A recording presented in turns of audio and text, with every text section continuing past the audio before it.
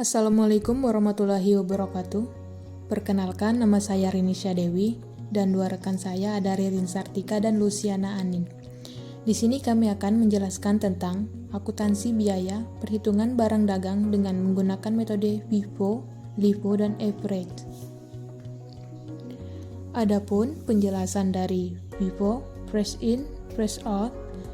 FIFO adalah metode yang masuk pertama dan keluar pertama, yang mana stok persediaan yang dibeli atau diproduksi pertama akan dijual terlebih dahulu. Sedangkan untuk LIFO, less in, fresh out, LIFO adalah metode masuk terakhir, keluar pertama. Artinya, unit yang dijual pertama adalah unit persediaan yang terakhir masuk ke gudang. Jadi, biasanya persediaan akhir barang dagang akan dinilai dengan nilai perolehan persediaan yang pertama atau awal masuk. Dan yang terakhir ada average, rata-rata tertimbang. Average yaitu pencatatan persediaan dengan menghitung rata-rata produksi saat akan menjual.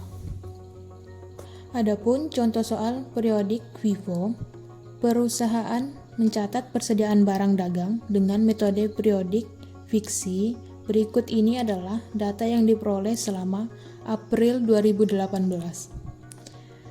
Pada tanggal 1 April, persediaan awal 200 unit dengan harga 8.000. Pada tanggal 10 April, pembelian 300 unit dengan harga 12.000. Pada tanggal 12 April penjualan 200 unit dan pada tanggal 18 April pembelian 300 unit dengan harga 15.000 dan 21 April penjualan 400 unit dan yang terakhir pada tanggal 23 April pembelian 100 unit dengan harga 10.500. Nah, di sini yang diminta, hitunglah nilai persediaan akhir 30 April 2018. Baik, kita mulai dari metode FIFO.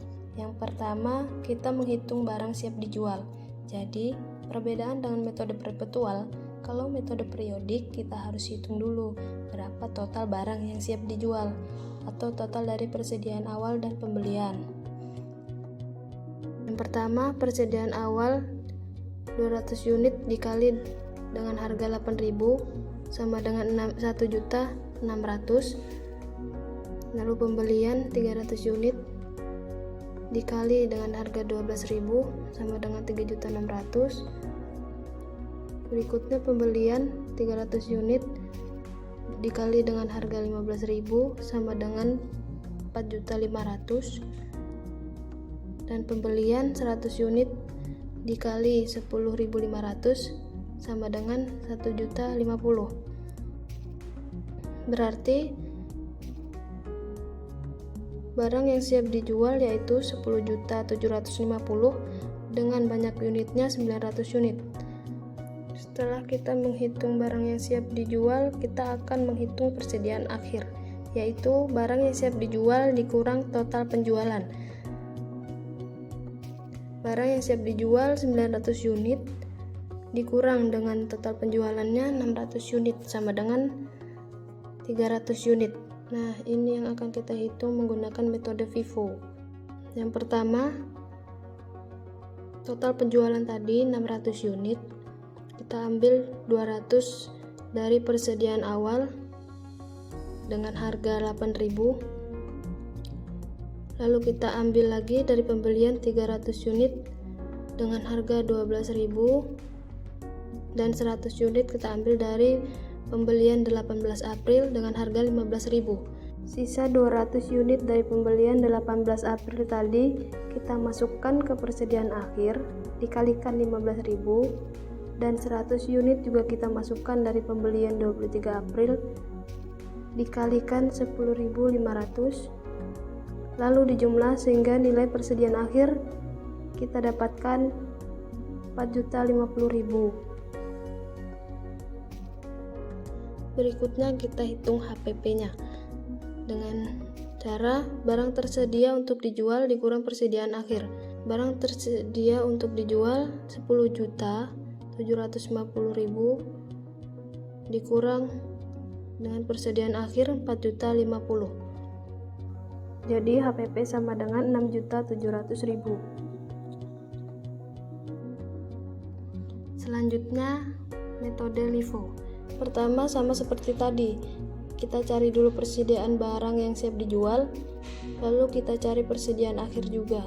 Nah, di persediaan akhir ini karena kita menggunakan metode LIFO, maka yang 600 unit total penjualan ini pertama kita ambil dari pembelian paling terakhir pada tanggal 23 April, yaitu 100 unit dengan harga 10.500.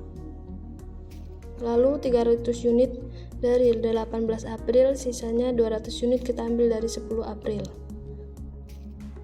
Pada tanggal 10 April tadi masih tersisa 100 unit dengan harga 12.000. Sisa dari pembelian 10 April tadi kita masukkan ke persediaan akhir, yaitu 100 unit dikali 12.000 sama dengan 1.200.000, dan persediaan awal 200 unit dikali 8.000 sama dengan 1.600.000 dijumlah menjadi 2.800.000. Berikutnya kita cari HPP lagi dengan cara yang sama, yaitu barang tersedia untuk dijual sama dengan 10.750.000 dikurang persediaan akhir 2.800.000.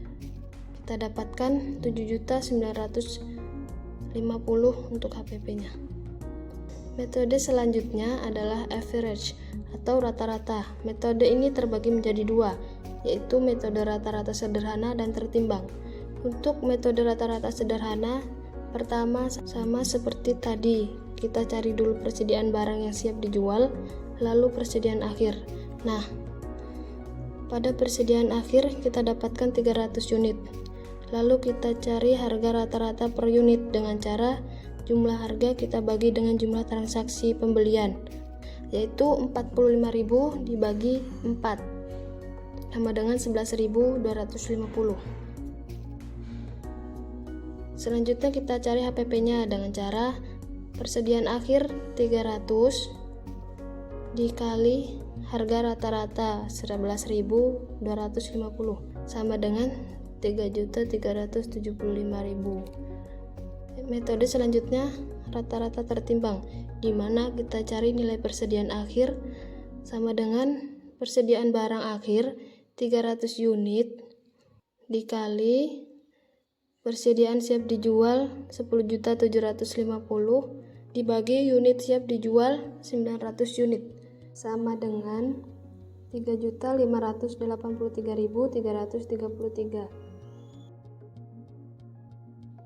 Lalu HPP-nya kita cari dengan cara barang tersedia untuk dijual dikurang persediaan akhir, yaitu 10.750.000 dikurang 3.583.333 sama dengan 7.166.667. Selanjutnya adalah metode perpetual. Berikut ini datanya.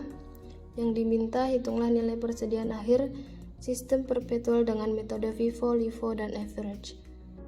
Baik, selanjutnya kita akan masuk ke dalam perhitungan FIFO dengan menggunakan metode perpetual.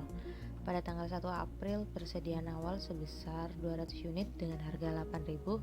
Kita masukkan ke dalam kolom balance dengan unit 200 plus price-nya 8.000, total 1.600.000. Pada tanggal 10 April melakukan pembelian sebanyak 300 unit dengan harga 12.000. Kita masukkan ke dalam kolom in pada unit 300, price 2.000 dan total 3.600.000. Dan pada kolom balance kita akan menurunkan 200 unit dengan price 8.000, total 1.600.000 dan pembelian sebesar 300 unit dengan price 12.000 dan totalnya 3.600.000. Jadi pada kolom balance unitnya sebesar 500 unit. Kita lanjut pada tanggal 12 April melakukan penjualan dengan 200 unit. Nah, di sini kita menggunakan metode FIFO di mana first in first out. Jadi kita mengambil 200 unit itu pada kolom balance dengan harga 8.000 dengan total 1.600.000 kita masukkan ke dalam kolom out di mana unitnya 200, price-nya 8.000 dan totalnya 1.600.000. Dan sisa pada kolom balance tadi kita turunkan 300 unitnya dengan price 12.000 dan totalnya 3.600.000. Kita lanjut pada tanggal 18 April melakukan pembelian sebanyak 300 unit dengan harga 15.000 kita masukkan ke dalam kolom in unit 300, price 15.000 dan totalnya 4.500.000.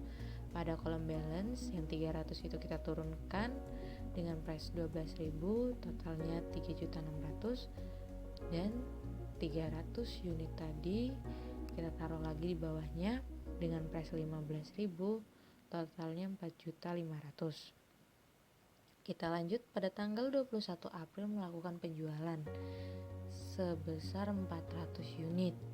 Nah, kita ambil dahulu 300 unitnya pada kolom balance, kita taruh di kolom out 300 unit dengan price-nya 12.000, totalnya 3.600.000. Karena yang kita butuhkan sebanyak 400 unit, kita ambil 100-nya lagi dengan harga 15.000 dan totalnya 1.500.000.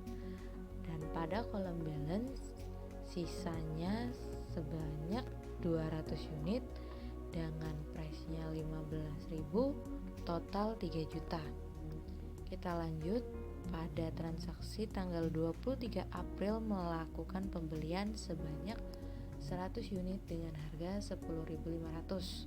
Kita taruh pada kolom in 100 unit dengan price 10.500, totalnya 1.050.000. Dan kolom balance kita tambahkan 200 tadi kita turunkan dengan price 15.000, total 3 juta. Dan yang 100 unit tadi kita taruh di bawahnya dengan price 10.500, totalnya 1.050.000. Jadi keseluruhan dari balance tadi itu unitnya sebanyak 300 unit dengan total 4.050.000. Selanjutnya kita masuk ke dalam perhitungan LIFO dengan menggunakan metode perpetual, di mana pada tanggal 1 April persediaan awalnya 200 unit dengan harga 8.000 kita masukkan langsung ke dalam kolom balance dengan unit 200, price 8.000, total 1.600.000. Pada tanggal 10 April melakukan pembelian sebanyak 300 unit dengan harga 12.000 kita masukkan ke dalam kolom in dengan unit 300, price-nya 2.000, total 3.600.000. Nah, pada kolom balance kita turunkan yang 200 unitnya tadi, price-nya yang 8.000, total 1.600.000. Dan 300 unitnya kita turunkan lagi dengan price 12.000, totalnya 3.600.000. Next, selanjutnya pada tanggal 12 April melakukan penjualan sebanyak 200 unit. Nah, di sini kita menggunakan metode LIFO di mana last in first out. Jadi kita mengambil 200 unitnya itu di kolom balance yang dengan harga 12.000 itu. Jadi pada kolom out kita tulis unitnya 200 unit dengan price-nya yang 12.000. Jadi total harganya 2.400.000. Jadi kita turunkan lagi yang pada kolom balance-nya 200 unit dengan price-nya 8.000, total 1.600.000. Nah, sisa yang 300 unit tadi itu kan kita sudah mengambilnya di kolom out. Jadi sisa 100 unit dengan harga 12.000. Jadi totalnya 1.200.000. Kita lanjut pada tanggal 18 April melakukan pembelian sebanyak 300 unit dengan harga 15.000. Jadi totalnya 4.500.000. Pada kolom balance kita turunkan aja 200 unit dengan price-nya 8.000, total 1.600.000, dan 100 unit dengan price 12.000, totalnya 1.200.000, dan 300 unit dengan price-nya 15.000, total 4.500.000. Kita lanjut lagi, pada tanggal 21 April melakukan penjualan sebanyak 400 unit. Nah, kita mengambilnya pada kolom balance. Yang pertama, kita mengambil dulu angka 300 unitnya dulu dengan harga 15.000. Total 4.500.000. Karena yang dibutuhkan 400 unit, kita mengambil lagi 100 unitnya dengan harga 12.000 dan totalnya 1.200.000. Jadi pada kolom balance kita hanya menurunkan 200 unit dengan harga 8.000 dan totalnya 1.600.000. Kita lanjut lagi, pada tanggal 23 April melakukan pembelian sebanyak 100 unit dengan harga 10.500. Jadi kita taruh pada kolom in, unitnya 100, price-nya 10.500 dan totalnya 1.050.000. Pada kolom balance kita turunkan yang 200 unit, price-nya 8.000, total 1.600.000, dan 100 unit dengan price 10.500 dan total 1.050.000. Jadi untuk total balance unitnya 300 unit dan totalnya 2.650.000. Yang terakhir, kita menghitung average atau rata-rata dengan menggunakan metode perpektual. Pada tanggal 1 April persediaan awalnya 200 unit dengan harga 8.000. Kita langsung masukkan saja ke kolom balance dengan unit 200, price 8.000 dan total 1.600.000. Pada tanggal 10 April melakukan pembelian sebanyak 300 unit dengan harga per unitnya 12.000. Kita masukkan ke dalam kolom in dengan unit 300, price-nya 12.000 dan totalnya 3.600.000. Untuk balance-nya, karena unitnya yang pada saldo awal tadi 200, kita tambahkan unit pembelian 300, jadi total unit 500 unit.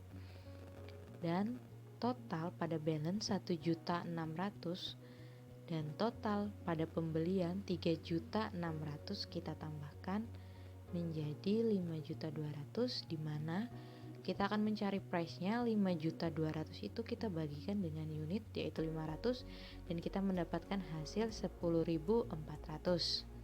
Kita lanjut, pada tanggal 12 April melakukan penjualan sebanyak 200 unit. Nah, 200 unit itu kita taruh di dalam kolom out, kita ambil 200 dari kolom balance dengan harga 10.400. Jadi totalnya 2.080.000. Jadi pada kolom balance sisanya, karena kita udah mengambil 200, sisanya unitnya 300 unit dengan harga 10.400 dan totalnya 3.120.000. Kita lanjut, pada tanggal 18 April melakukan pembelian sebanyak 300 unit dengan harga 15.000 dan totalnya 4.500.000 kita masukkan ke dalam kolom in. Nah, pada kolom balance tadi sisanya 300 unit. Kita tambahkan lagi 300 unit, jadi totalnya 600 unit. Pada bagian total ada 3.120.000. Kita tambahkan total pada pembelian tadi di tanggal 18 4.500.000. Jadi totalnya 7.620 dan total itu 7.620 kita bagi dengan 600 unit, kita mendapatkan price 12.700. Kita lanjut lagi, pada tanggal 21 April melakukan penjualan sebanyak 400 unit. Kita mengambil pada kolom balance yang 600 unit itu kita taruh pada kolom out sebanyak 400 unit dengan price 12.700 dan total 5.080.000. Jadi sisa unitnya 200 unit dengan harga 12.700 dan totalnya 2.540.000. Kita lanjut pada tanggal 23 April melakukan pembelian sebanyak 100 unit dengan harga 10.500. Kita masukkan pada kolom in dengan unitnya 100, price 10.500 dan totalnya 1.050.000. Dan pada kolom balance tadi sisanya ada 200 unit. Kita tambahkan 100 unit pada kolom pembelian. Jadi total balance-nya 300 unit dan total harganya ada 2.450.000. Kita tambahkan dengan 1.050.000, hasilnya 3.590.100 rupiah. Kita bagikan dengan 300 unit, jadi dapat price-nya 11.967. Itulah tadi penjelasan dari kami. Apabila ada salah kata dan kurang dan lebihnya kami mohon maaf dan terima kasih. Sekian dari kami. Wabillahi taufiq wa hidayah. Wassalamualaikum warahmatullahi wabarakatuh.